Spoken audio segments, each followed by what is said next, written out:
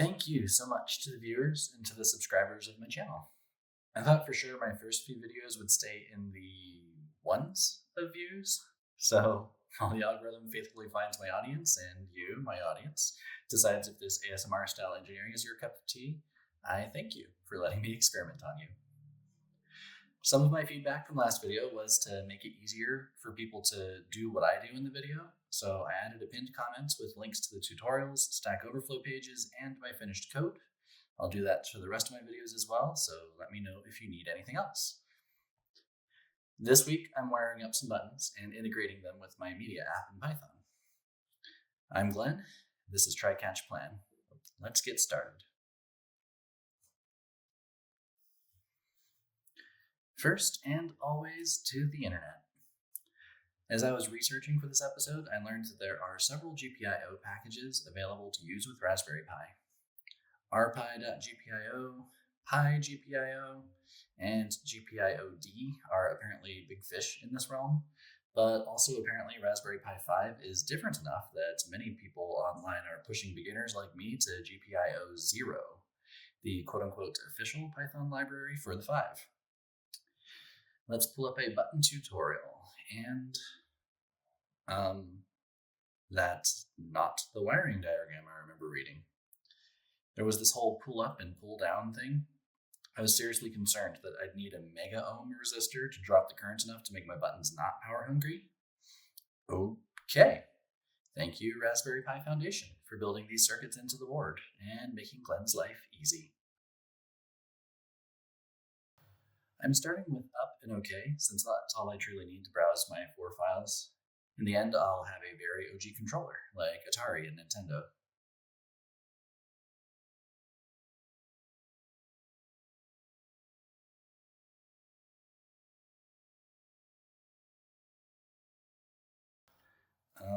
What? Everything I read said that GPIO 0 was installed in the bookworm build by default. Looks like the button class doesn't know how to talk to the pins. And here I thought this was a GPIO pin library. Nope, nope, nope. Try some sideways configs with the initializers. Nopers.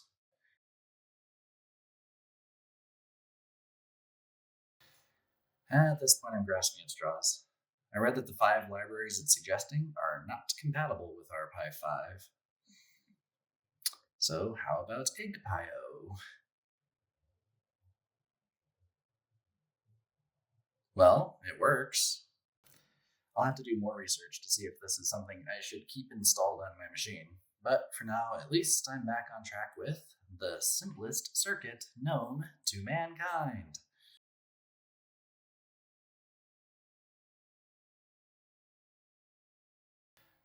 Well, now let's wire up the rest of the buttons. I don't have a custom PCB maker, a CNC router, or a resin 3D printer, so we're just gonna have to hope that I can solder the buttons to the wires before the plastic melts too much.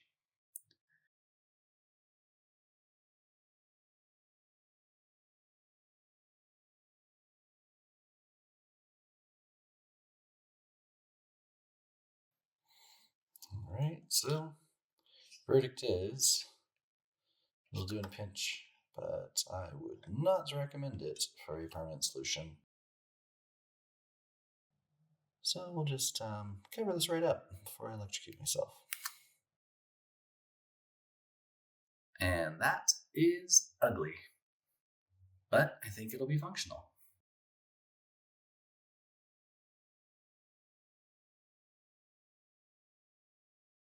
So let's create a breadboard harness for it. I'm not sure if the official name is a mini PV or a DuPont style connector, but as long as it looks the same as and fits the pins on my Pi, I'm happy. In my experience, I get the most consistent results by aligning the wire with the pin outside the crimping tool, then partially engage by squeezing the pin to the wire insulation. This also reduces the chance that the pin will twist while inside my on the cheaper side crimping tool, so I end up wasting less wire. Let's match these two 5-wire setups with the GPIO pins on the end of the board. Between my plastic-filled solder joints and my lack of crimping skills, my bet is that 50% of the buttons will actually have a connection.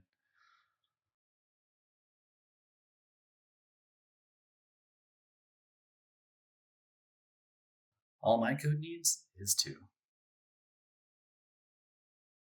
Then we plug it into the board.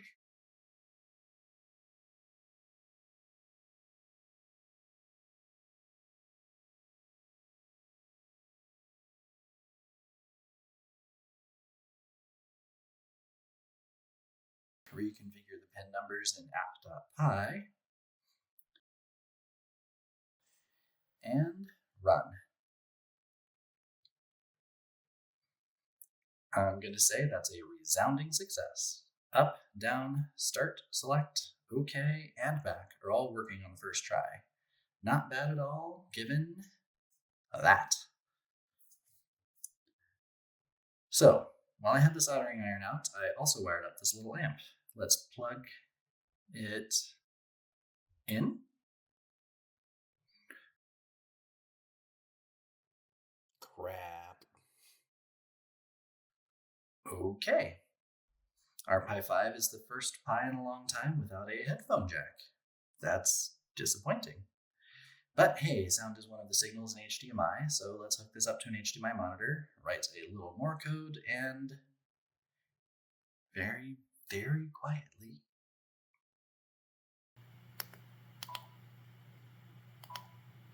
prove that we've got this working. Well, anyway, time to clean up my code because it was bothering me.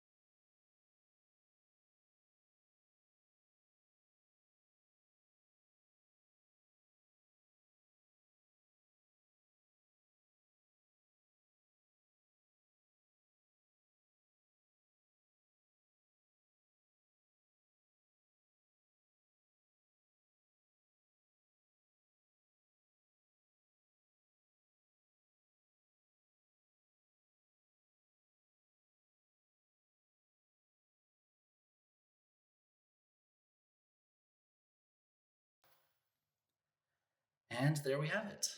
It's still a work in progress, obviously, but I think this is shaping up very nicely. I still have a couple of to-do items, namely one, go figure out if LGPIO is actually a thing I want in my build, and 2, figure out if I can use 2 of the PWM GPIO pins for the left and right speaker output.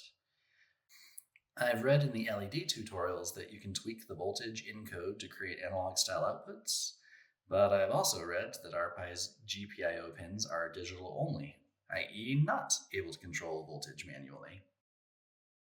Which so-called tutorials are lies, and which are the truth? That's a question for future Glenn. That guy knows a lot more than me.